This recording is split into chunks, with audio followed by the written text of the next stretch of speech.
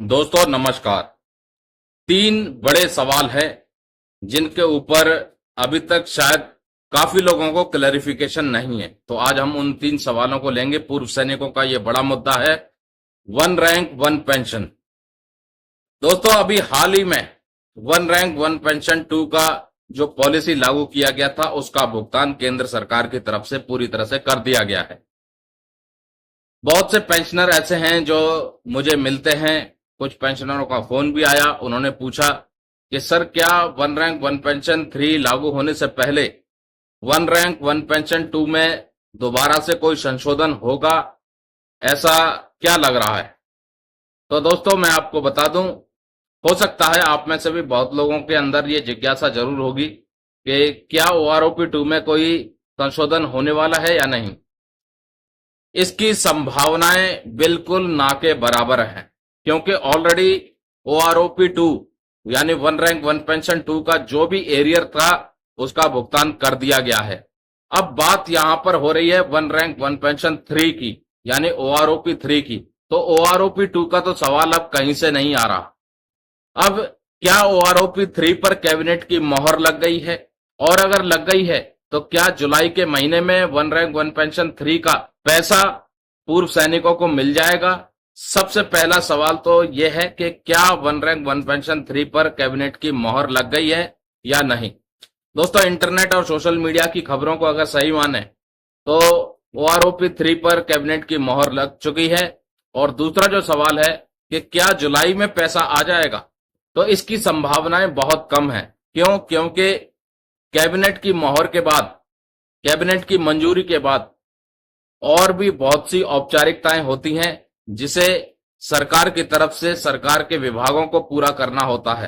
Cabinet मंजूरी के बाद रक्षा मंत्रालय की तरफ से आदेश जारी किया जाएगा लिखित तौर पर कंसर्न पे अकाउंट ऑफिस को या पेंशन डिसबर्सिंग एजेंसीज को कि वो one rank one pension three की पॉलिसी को लागू करें और पेंशनरों को भुगतान करें।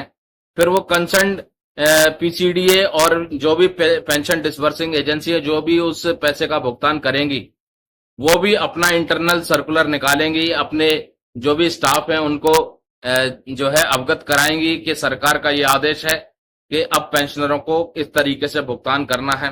तो कई तरह की औपचारिकताएं हैं जिनको पूरा करना होता है भुगतान करने से पहले।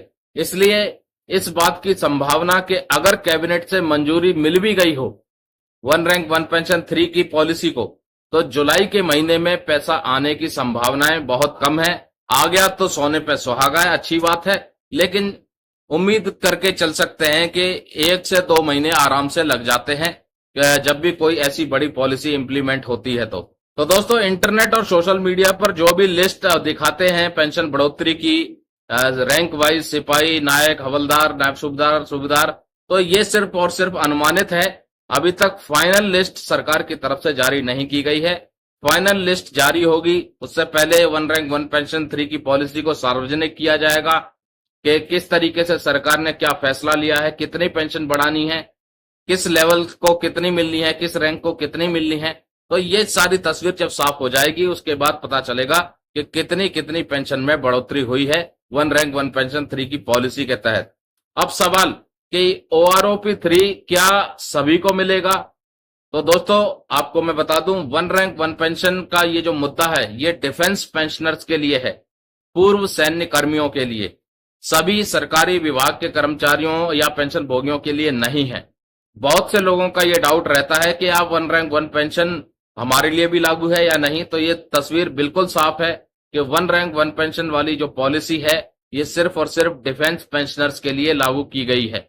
अब देखना यह है कि क्या one rank one pension three के लिए कितना फंड सरकार ने अलग से रख रखा है उसको रिलीज करने के लिए। तो सबसे मुख्य बात यही है कि अगर फंड ज्यादा है तो बेहतर पेंशन में बढ़ोतरी होगी, अगर फंड कम है तो बहुत कम पेंशन में बढ़ोतरी होगी। लेकिन उम्मीद कर सकते हैं कि one rank one pension one और one rank one pension two से बेहतर होना चाहिए one rank one pension three, क्योंकि ओआरओपी टू में काफी विसंगतियां थी जिनको लेकर के पूर्व सैनिक नाराज थे, धरने हुए, रैलियां निकली। हो सकता है उस नाराजगी को ध्यान में रखते हुए इस बार रक्षा मंत्रालय ने पॉलिसी में कुछ बदलाव किए हों और जो फायदा ओआरओपी 2 का नहीं मिल पाया था, जिन पूर्व सैनिकों को शायद हो सकता है इस बार उनको वो फायदा मिल सके। तो देखते हैं पहले कि आखिरकार ओआरओपी 3 किस तरीके से फ्रेम की गई है, कितनी पेंशन में बढ़ोतरी होती है, किस रैंक को क्या बेनिफिट मिलता है, उसके लिए इंतजार करना होगा कुछ हफ्तों का, कुछ दिनों का, जितना भी सरकार वक्त लगाए। नमस्कार, जय हिंद, जय भारत दोस्तों।